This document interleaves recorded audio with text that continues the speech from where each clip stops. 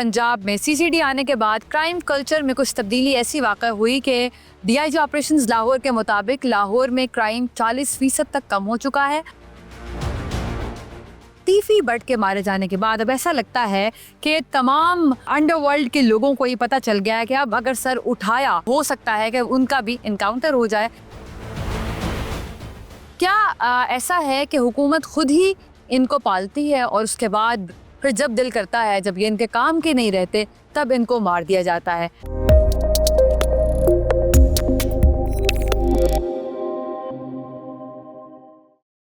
अस्सलामुअलैकुम, this is me Dua Mirza and you are watching broadcast with Dua Mirza.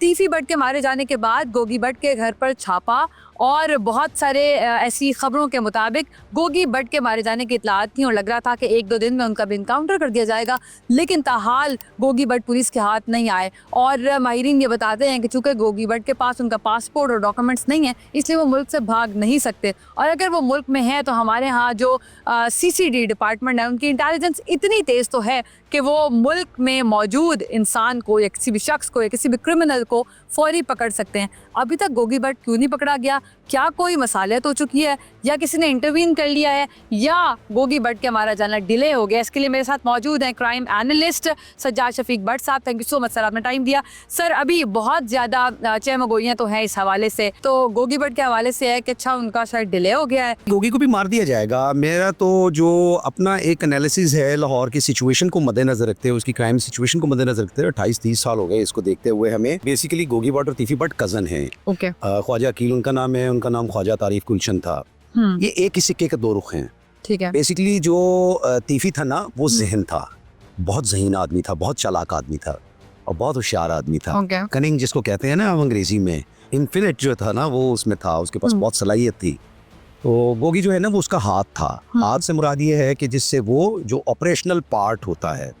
तो अभी शुरू में तो यही अंदाज़ा किया जा रहा था कि ना सिर्फ तीफी बट बल्कि गोगी बट को भी मार दिया जाएगा।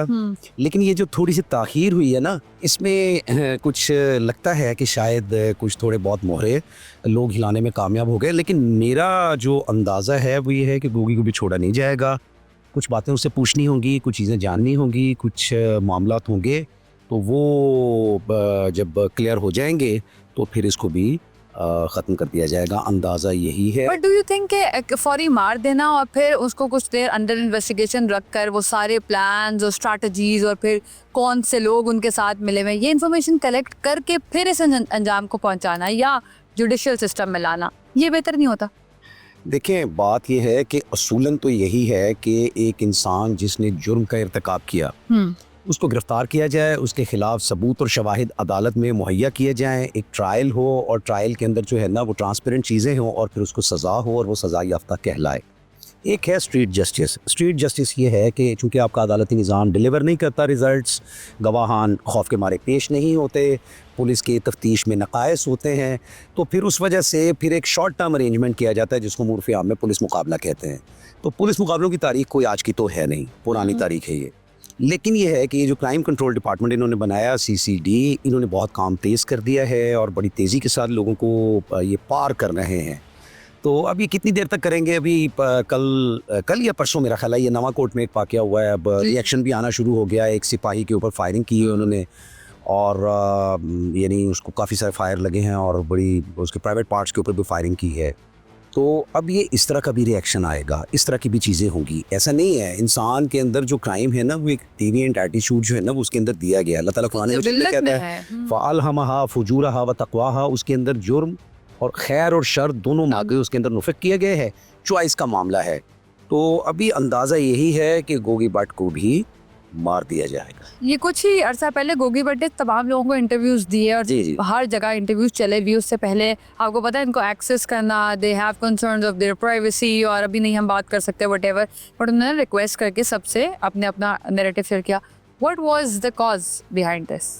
क्या वो प्लान कर रहे थे या असेस कर चुके थे कि अब जी खतरा जब करीब आने लगता है ना, खतरा जब करीब आने लगता है फिर 11 22 वाली जाती है। तो मीडिया जो है ना इनकाउंटर को रोकने के लिए कोशिश करता है, प्रेशर ग्रुप बन जाता है। क्यों नहीं गोगी बट के पास खिलाफ पिछली दफ़ा जब शहबाज शरीफ चीफ मिनिस्टर लगे थे तो उन्होंने लिस्टें निकाली थी। आपको याद होगा चौकों में जूते लगवाए जाते थे डाकुओं को, चोरों को, बदमाशों को।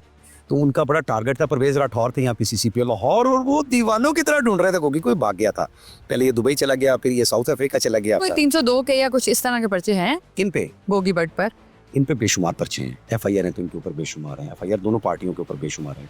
वो भी कोई दूध के धुले नहीं है, ये टीपू ट्रका वाले भी कोई दूध के धुले नहीं है। ऐसी बात नहीं है कि मतलब इनके ऊपर सारा प्रेशर डाल देना है। दोनों तरफ है आग बराबर लगी हुई, ऐसी बात नहीं है। असर और रसूख से शुरू हुए हैं ये, असर और रसूख मनाने से। वो पहलवान थे, यहाँ पे एक मरला नहीं था। उनका आज के बाद तो मौसब इज बैरिस्टर हिमसेल्फ, फिर हमजा है, तो अब तो मेरे ख्याल से उन तीफी का बेटा भी मामूली आदमी नहीं है। वो लिंकन जिन से, जहाँ से कायदे आज़म मोहम्मद अली जिनाब बारट लॉ करके आए थे 2004-2005 में, तीफी का बेटा जो है ना वो वहां से बारट लॉ करके आया, लिंकन जिन से। क्या हो गया आपको? ऐसी बात नहीं है, सब पढ़ लिख गए। आपको लगता है कि आने वाली जनरेशन जो इन दोनों ग्रुप खानदानों की है वो अब इसका हिस्सा नहीं बनेगी? नहीं, विरासत साथ चलती है, यानी दुश्मनी हो या मोहब्बत हो, विरासत साथ चलती है। आपके माँ बाप ने जिससे मोहब्बत की, जिस शख्सियत से मोहब्बत की, जिन अफकार से मोहब्बत की, उनका अंजाम बहुत बुरा हुआ ना। बलाद से लेके उसकी 3 जनरेशन पहले की अब्बा दादा मारे गए, फिर यहाँ पर तीफी, और अब लेट्स सी अगर आप कह रहे हैं गोगी भी पुलिस के हाथों चढ़ गया, तो फिर नई जनरेशन के पास कोई जवाब नहीं है दुश्मनी का। नहीं, असल में तो बुनियादी तौर पे ये कोई दुश्मनी उस तरह की तो है नहीं। दुश्मनी तो होती है जमीन के ऊपर, जन के ऊपर, जर के ऊपर। इनकी तो दुश्मनी असर और रसूख के ऊपर है। इनके पास अपना तो कुछ भी नहीं था। एक जिम्मेदार हो वो दूसरे जिम्मेदार के साथ दुश्मनी करे, समझ में आती है। एक इंडस्ट्रियलिस्ट दूसरे इंडस्ट्रियलिस्ट के साथ कोई मुकाबलेबाजी करे, समझ में आती है। इनका क्या था? इनका तो एक मरला नहीं था, ये तो महाजर थे, वो पहलवान थे। और ये जगह जो मस्जिद शब्बर की थी, यहाँ पे तो एक मरला एक सरसाई नहीं है इनकी। और इनकी इतनी जायदादें कैसे बन गई? को पूछे तो सही इनसे कि इनके पास इतनी दौलत कहाँ से आ गई ये। अच्छा, मुझे पिछले दिनों एक बंदा कहने लगा, ओ जी जब पाकिस्तान बना है ना तो वो बिल्ले ट्रकों वाले के पास 100 ट्रक था। और मैंने कहा यार लाहौर में 3 लोगों के पास, ये 4 लोगों के पास गाड़ी थी, ये ट्रक मुसलमानों के पास कहाँ से आ गया? खुदा का खौफ करो। ये जो जगह है ना, यहाँ से अमृतसर जाने वाली गाड़ियाँ चलती थी, ये यहाँ पे इनका कुछ भी नहीं था। ये मस्जिद शब्बर के नीचे सितारा पाकिस्तान पहलवान जो थे ना, यूनुस पहलवान, उनका वो था जिसको वो क्या कहते हैं, उखाड़ा था। और ये उखाड़े की इसको अड्डा यूनुस पहलवान कहते थे। वो ट्रांसपोर्ट के कारोबार में आगे उन्होंने गुजरांवाला से शुरू किया, फिर यहाँ पे इन्होंने, इनके रिश्तेदार थे और टीपू बिला ट्रका वाला, तो इनको भी इन्होंने यहाँ का लाहौर के अड्डे का इंचार्ज लगा दिया। तो फिर असर और रसूख बनाया इन्होंने, फिर चल सो चल, और बड़े बंदे मरे हैं इसके अंदर, बहुत बंदा मरा है इसके अंदर। बिल्कुल। और ये हाँ जी, ये बड़े बड़े लोग तो मारे गए ना, ठीक है, बालाज और यहाँ पर दूसरा कैसर भट्ट, और उनकी तो दोस्ती हो गई, यहाँ पर सुलह हो गई। सोहेल शौकत भट्ट वाले, कैसर भट्ट वो अमीन भट्ट के बेटे की बात करें, रावी रोड वाले? नहीं, दूसरे कैसर भट्ट और सोहेल शौकत भट्ट की जो खानदानी दुश्मनी थी वो भी सुलह हो गई। कोई खानदानी दुश्मनी नहीं है। सोहेल का क्या है? वो बिला भट्ट है, वो बाटापुर के लोग हैं। वो असल में ताकतवर हैं, कश्मीरी ताकतवर हैं, ज़हनी तौर पे, दिमागी तौर पे, और दिली तौर पे, जिस्मानी तौर पे। बिला भट्ट जो है वो बेसिकली, बट उनके 25 साल बाद सुलह हो गई। मैं सिर्फ ये जानना चाह रही हूँ कि इनके तरबियत गाह में या डेरों पर जो छोटे छोटे बच्चे गैंगस्टर्स की शक्ल में, हैंडलर्स की शक्ल में बढ़ रहे हैं, डकैत बने, जिनके हाथों में जब किताबें होनी चाहिए थी पिस्तौल आ गई, पर झिझक भी उतर गई, किसी ने हाफ फ्राई किया, किसी ने पेंट किया, किसी ने किसी की मंजी ठोक दी, तो ये तमाम बच्चों का क्या मुस्तकबिल है? चले इन्होंने तो अपनी अपनी गेम्स लड़ ली ना, और अपने अंजाम को भी पहुंच गए या पहुंच जाएंगे, बट ये जो आस पास के बच्चे जो पोटेंशियल क्रिमिनल्स बने, इनका क्या बनेगा? देखिए, ये सवाल इन लोगों से पूछे जाने की बजाय रियासत से पूछे जाने का है। आपने तालीमी सहूलियात का क्या किया? कितनी महंगी हो गई है तालीम? गरीब आदमी अपने बच्चे को पढ़ा नहीं, इनके भी अगर इनको भी मारा जाएगा अगर ऐसे ही इनकाउंटर्स में, तो फिर ये तो ज्यादती है, क्योंकि ये यंगस्टर्स हैं। मैं देखते ना, जब पकड़े जाते हैं तो आपको पता है 16 साल उम्र, 17 साल उम्र, 20 साल उम्र, 25 साल उम्र, मैं आपको बताऊं, इनका क्या बनेगा? मदारी भाग जाता है, तो यतीम हो गए, मदारी भाग जाता है, जमूरे पकड़े जाते हैं। हाँ, पाकिस्तान के अंदर जब भी एनकाउंटर हुआ है माड़े आदमी का हुआ है। ये भी निका पांडा छोटी प्लेट गरीब आदमी थे। ये जो गोगी तीफी है, हमें आपको लग रहा है, ये भी असल में गरीब लोग थे। बड़ा कौन है? सबसे बड़ा बदमाश कौन है पाकिस्तान में? नहीं, पाकिस्तान के अंदर सबसे बड़े बदमाश तो पंजाब की बात करते हैं, छोड़ें, हमारे हुक्मरान है। नहीं, उनको भी छोड़ें। हाँ, पंजाब के अंदर बड़े बड़े लोग हुए हैं। मतलब ये बिल्ले का एक पांडी होता था, बिला पांडियों से बदमाशी कराता था ना, बिला ट्रका वाला। इसका एक पांडी होता था शहबाज पहलवान। शहबाज पहलवान ने ये रेस क्लब से जगह लिया है। रेस क्लब का चेयरमैन कौन था? तारिक अजीज़ कौन था? परवेज मुशर्रफ का क्लास फेलो। परवेज मुशर्रफ का क्या ताल्लुक था गोगी भट्ट से? परवेज मुशर्रफ गोगी भट्ट के घर पे मेहमान के तौर पे जाया करते थे। फिर आप यानी मैं आपको बताऊं कि और मुझे लगता है पॉलिटिकल इन्फ्लुएंस के बगैर आप बदमाशी नहीं कर सकते। 100% ये लोग पॉलिटिकल इन्फ्लुएंशियल लोगों के साथ मिलके चलते उनकी हैं। ताक होती है तो 100% कारोबारी तबका और पॉलिटिकल जो माफिया है वो इन लोगों को ये लोग उनको दरकार होते हैं। आप स्टूडेंट लीडर्स की भी एक पूरी ट्रेल है वो देखें।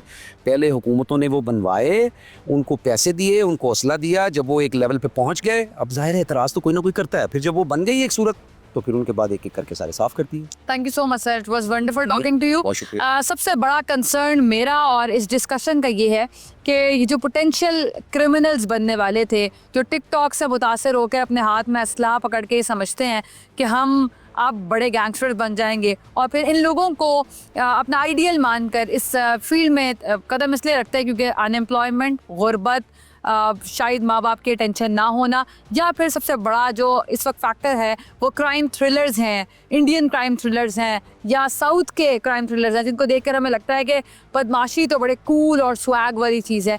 तो फिर अगर किसी का हाथ आपके ऊपर आ जाए और फिर पता चले कि दोपहर की रोटी भी मिल जाएगी और फिर आप ऐसे लोगों के साथ बैठ भी सकेंगे जहाँ पर आप पिस्टल अपने हाथ में पकड़ सकते हैं, तो आई थिंक कि यहाँ पर पेरेंटिंग का बहुत बड़ा किरदार है और माँ बाप को ज़रा बड़ा क्लोजली मॉनिटर करना चाहिए कि उनके बच्चे किस वक्त कहाँ जा रहे हैं, रातों को कब घर आ रहे हैं। और इसके साथ साथ हुकूमत को भी इस हवाले से स्ट्रैटेजी लाजमी बनानी चाहिए, क्योंकि अगर ये भी बच्चे मारे जाते हैं तो फिर मुझे लगता है कि स्ट्रीट जस्टिस में चले यहाँ हम किसी हद तक तो ये ख़ुद को ये संभाल सकते हैं कि इन लोगों ने बड़ा क्राइम किया और ये मारे भी गए तो अपने अंजाम को पहुँचे, लेकिन ये बच्चे बहुत इंपॉर्टेंट है और ये कौम का सरमाया भी हो सकते हैं और इनके साथ ऐसा नहीं होना चाहिए, बिकॉज़ ये जिस राह पर चले और जिस उम्र में चले शायद इनको पता भी नहीं था कि ये अपने साथ क्या कर बैठे हैं और ये एक ऐसी दलदल है जिससे वापसी का रास्ता शायद मुमकिन नहीं होता। I see you in another episode, stay tuned, Allah निगहबान।